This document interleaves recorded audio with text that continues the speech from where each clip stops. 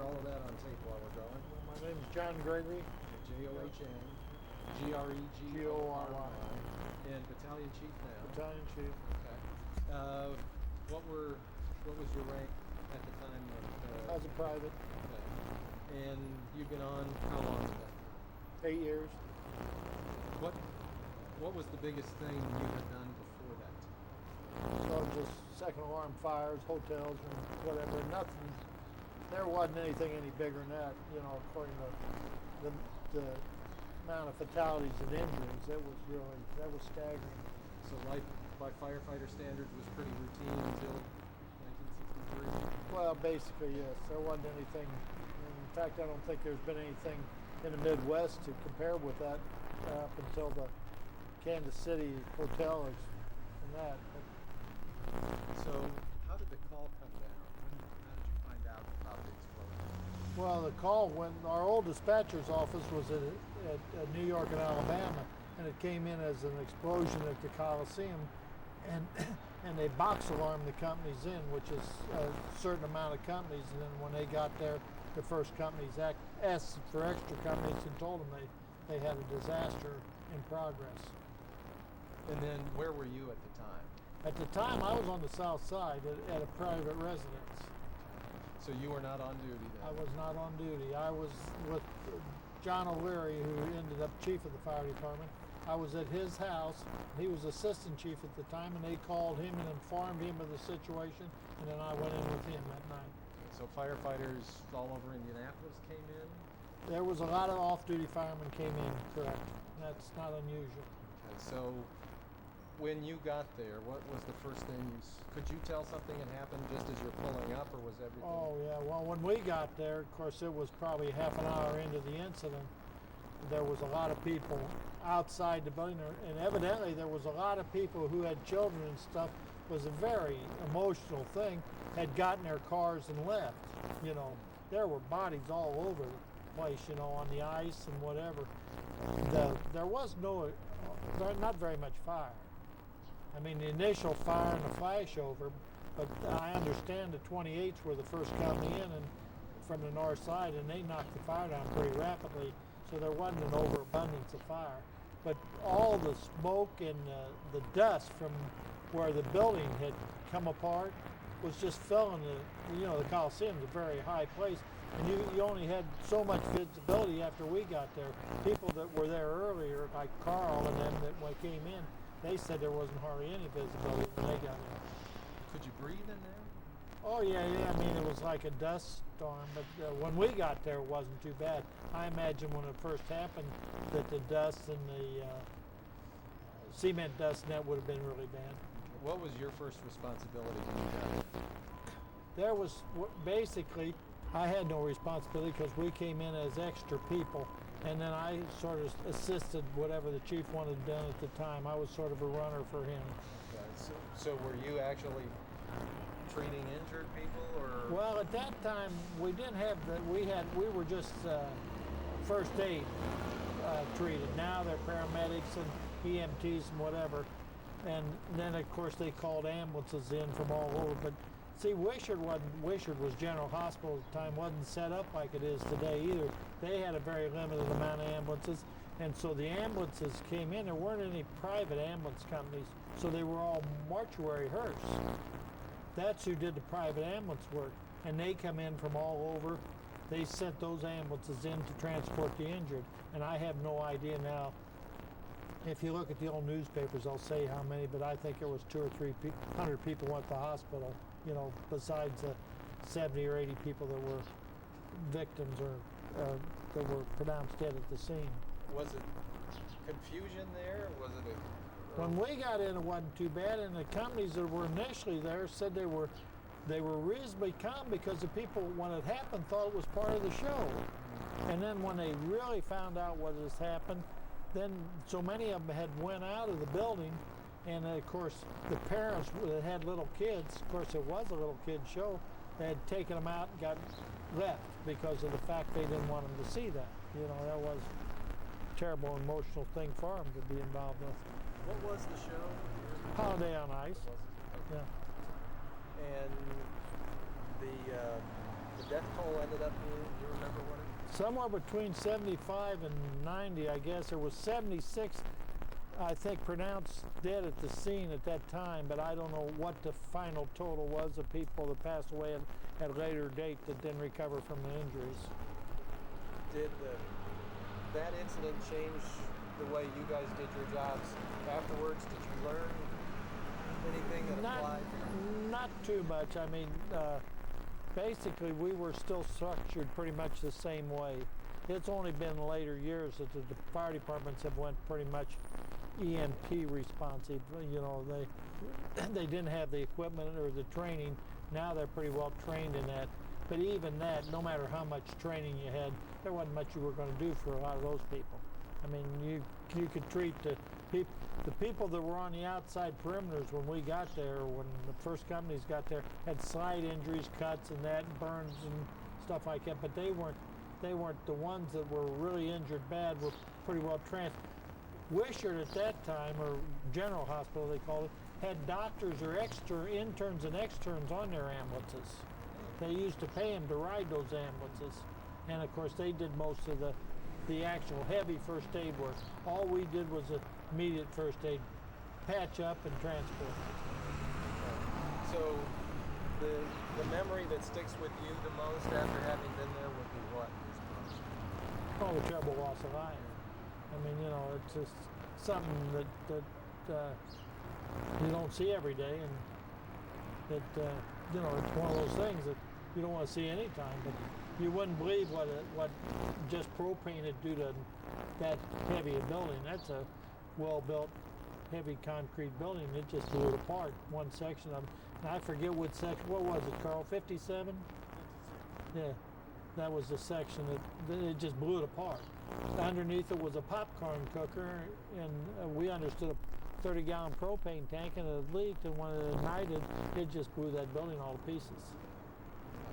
So again, when you got there, you saw bodies all over the place, or was the dust that you saw? There was a lot of bodies on the ice where it blew them out to the ice, and where the initial responding companies had moved a lot of people who had lesser injuries out of the danger zones that were the area where the cement had got weak and they had them on the ice, and they had a whole lot of, you know how the Coliseum, you can go all the way on the outside of it in a ring.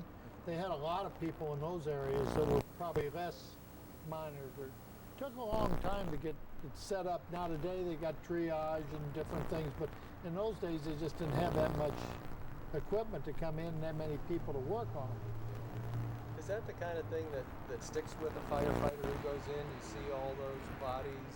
Oh yeah, well, anytime you lose a life, you know, or have a catastrophe, it sticks with you. But you know, it's not a pleasant thing. Yeah, I guess I'm wondering, you know, as somebody who's never done what you do, is that something that, do you have nightmares, or do you guys talk about seeing? Well, firemen, yeah, pretty much hatch it over in their self when an incident is open, and usually that's how they get settled down. Now they've got psychologists and priests and preachers and stuff come in, but the easiest way to handle that is with other firefighters that's went through it. That's probably the easiest way to handle something like that. Usually they take it, sometimes it's a little morbid in the way they talk about things like that, but that's probably the easiest way to get it out. If you say, well, I can't talk about it, I imagine it'd be tough. I've never seen an incident where we've lost somebody that the majority of the guys didn't sit down and hash it over pretty much what happened and what had happened. And they talked about that for, you know, a year or two afterwards. You know, everybody had a little story about different things. You still tell the young guys on No, the course, or do they care anymore? I don't think the young guys have the same opinion of the job that we had. Yeah, okay. It was more of a career to us, not kind of a job to them. Okay. Anything else that you think we should know or think about as we look back? No, you know, it's just a job we've been proud of for years. I had a father that was on for 47 years, and Karl, who you're going to talk to in a minute, he and I are in our 48th year, so on December 1st we'll start our 49th year, so but we're leaving in January and February, so we're going to be about the end of our career. Yeah. Okay, great. We come on 55, December 1st of 55, and this was October 30th of 63. So we'd been on 8 years. And it was a 30-pound. That's what we understood. So we'll start it the same way, just to make sure we have name and spelling on tape, in case I lose my paper. Okay, name, rank, serial number. Karl Huebner, Battalion Chief, currently serving as shift commander on the C shift. And it's Karl. Yeah. Huebner. Right. Now we'll just go with the first question. What's your memory of that night at the Coliseum? The first thing you think about? Upon arrival, we went in the northwest doors and had to walk across the ice to the southeast, where Section 56 was in the southeast corner. And the smoke was probably up around the 25, 30-foot level. Some of the lights were in the smoke, some of the lights were below the smoke. And there was a lot of carnage on the ice, for that matter.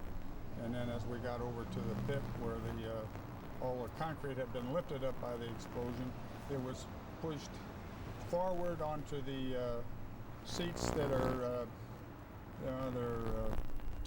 they're temporary seats, tiered off with wooden platforms, and then just folding chairs.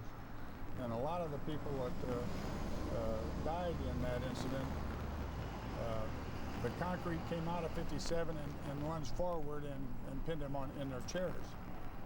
And in some cases, some of the concrete come up and went forward on some of the other concrete, and there was bodies pinned underneath tons and tons of big, long, maybe 30-foot long pieces of concrete. And would they have been killed instantly? Oh yes, there was no chance. No. Just being pinned. There was a lot of bodies on the ice where they landed. That was the end of them. Oh yeah. So were you one of the first teams on the scene? Well, no, 28th was probably the first ones in the back door. They knocked the fire down. When we got there was smoldering in the pit, but the fire, for all practical purposes, was out. My job at the time, I was driving the assistant chief out of headquarters downtown, and when we got there, I was more or less his runner. Anything that he needed, or any equipment that he needed to call, I went out. That was before we had handhelds. I had to go back out to the car and make the contact with the people downtown as to what we needed. And I know one of the things that he wanted me to do, and he said, no, never mind, I'll go do it. He went out and he called Dotledge, which is a heavy equipment company out on the west side at the time.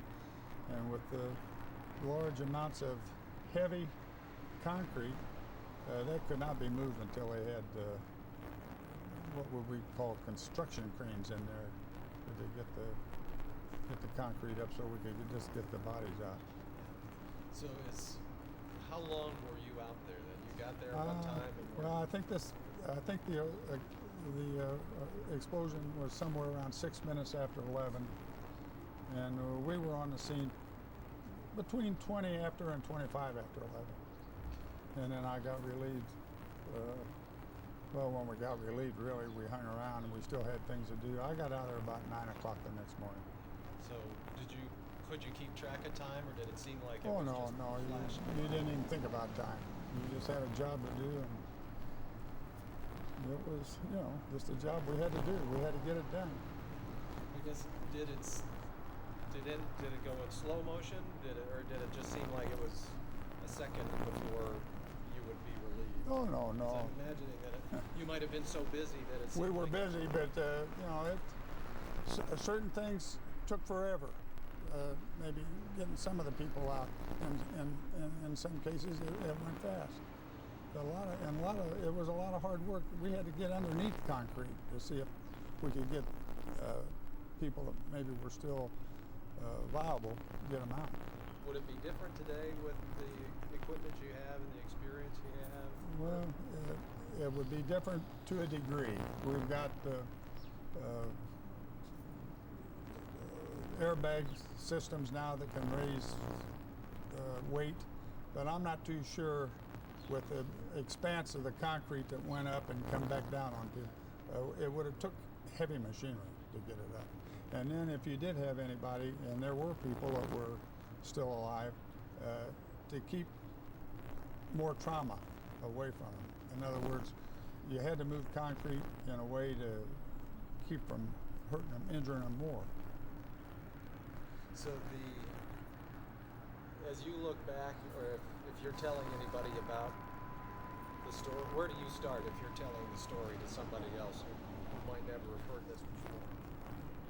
Walking across the ice from the northwest to the southeast, the one lady, and I can still vision her right now, laying on the ice. And I don't want to go into describing how she looked, but it was, I can still picture it, and a little boy hanging upside down. Them pictures are there forever. Would that be the worst day on the department, or have there been others that would match that? Well, as far as loss of life, it would be by far the worst, yeah. We've been on a lot of different things, but when you've got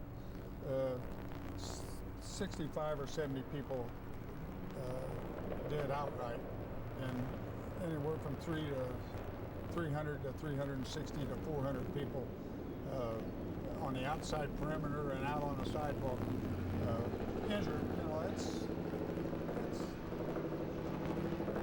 not easy. So at that point in your career, were you still new enough? Well, you've been on about 8 years, so you had a pretty good idea of Oh what yeah, you move on. Okay. Yeah. So it's not like you would reevaluate. We've never ever experienced that amount of death and injury at any one time, but we've been on so many where we've had 2 or 3 kids we found in a closet.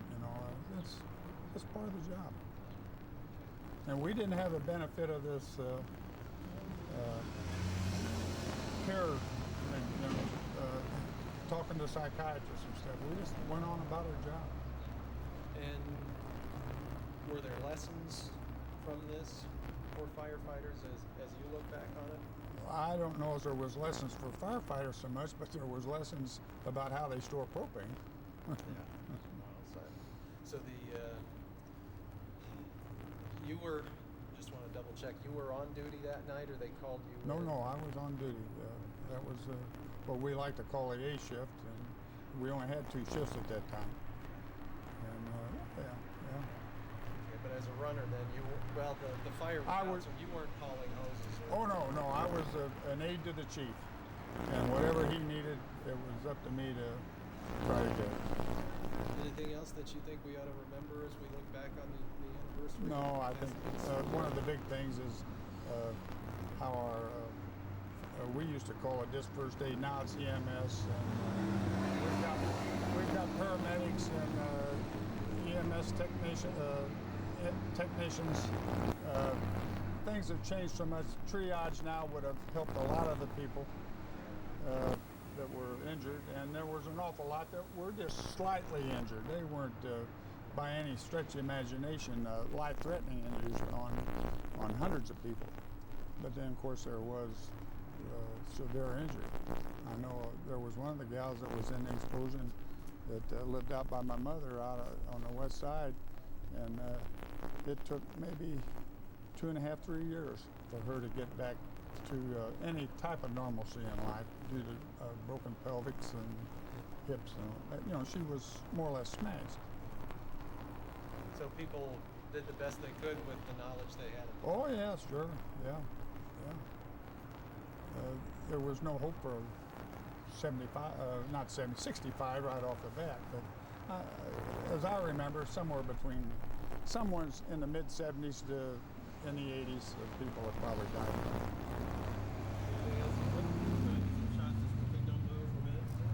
So let's see, so on the A shift means you had been on starting at what time of day? 7 in the morning till 7 the next morning. Just 2 shifts. It was on a Thursday night, cold and raining.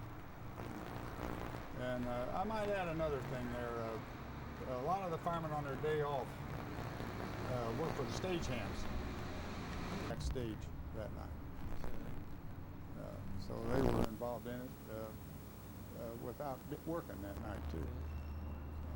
Now, were there any firefighters who were lost that night? Oh no, Either- no. Not even no. as folks who were working there?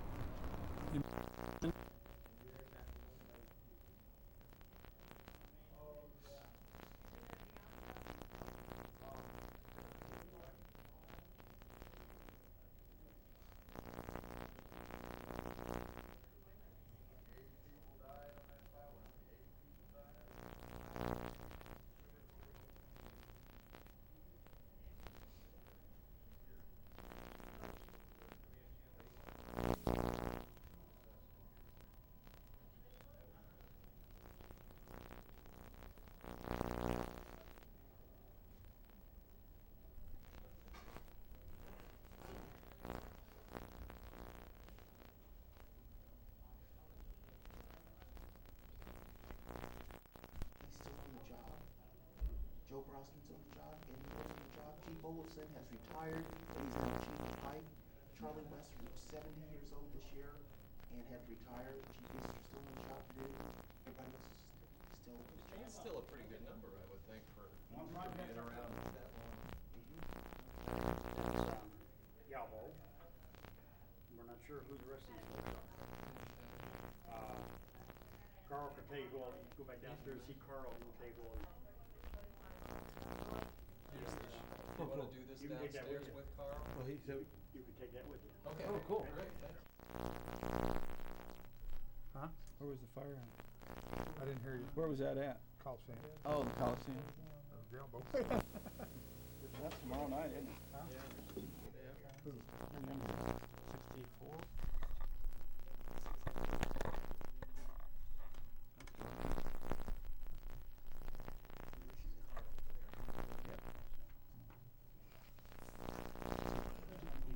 Okay, this hurt.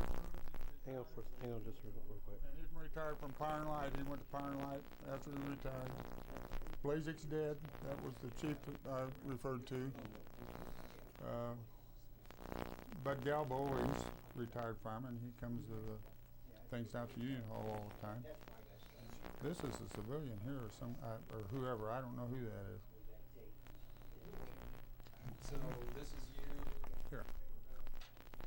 And is this a pretty common picture of what you were doing that night, just helping get people in? Well, and then if he needed something, I was his runner.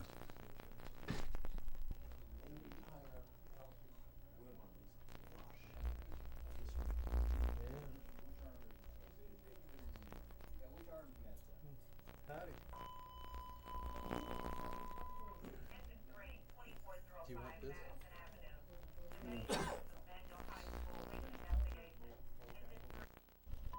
Okay. So you saved articles on some of these big things. From day one, yeah. A lot of this stuff, I've got the originals from. This was the news. I always got the originals from Step on Anybody's Toes family. That's why you know what I mean. Mm-hmm. And I need some of the Burkhards. They had a nursery there on Hannah Avenue. Of course, I was born and raised on the south side. Matter of fact, there's the Burkhard School was named after some of these people. Oh, really? They're on just off of South Meridian over there,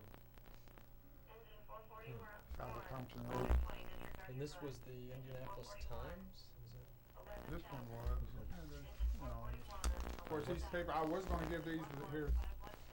See, we've seen this kind of stuff all over the place, that kind of thing. What was the headline? I didn't get to see that. About the gas usage, about the tank. Is that what it said? You done? Oh, yeah, yeah. Don't bring memories back to these people. Okay, here's, and this is, this is.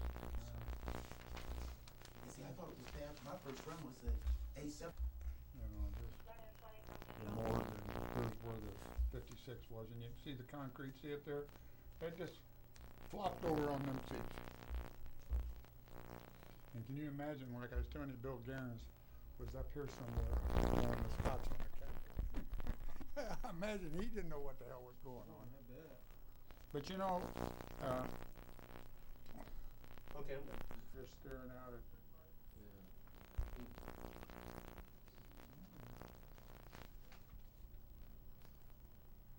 Oh, this is.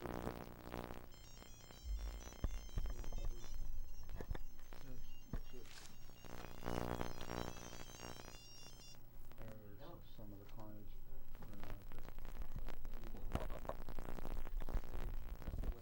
The whole of Blue Island.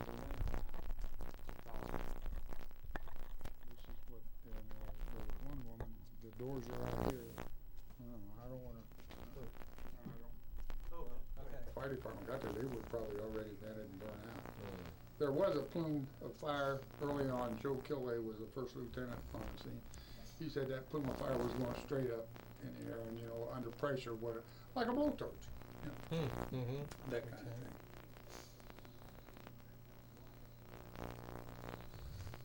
These people here, you know, Okay, you can send that. you know, of course it's public record, I guess, but.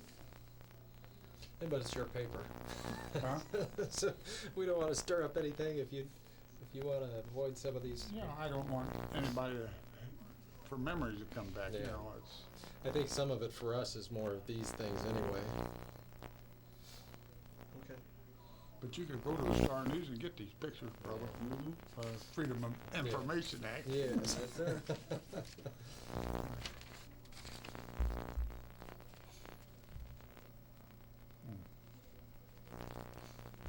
There were cars still parked in the Coliseum, I think, and they were, I shouldn't say because I don't know.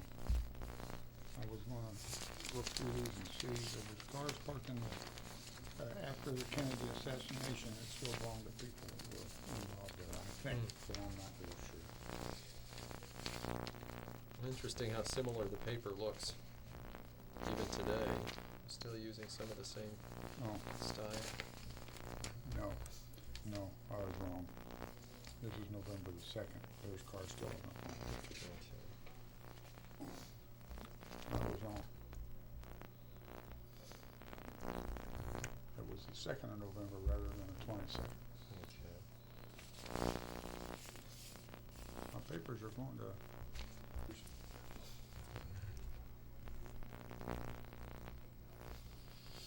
Yeah, it was a tough night. I don't think you've seen this. Yeah, that's, you know, just very, yeah, that you've seen that. That's where everything just flopped out in front of them. And these people went with it, and the people were sitting there, you know, that's double indemnity right there. People being thrown into the pile and then the concrete going over the top of them.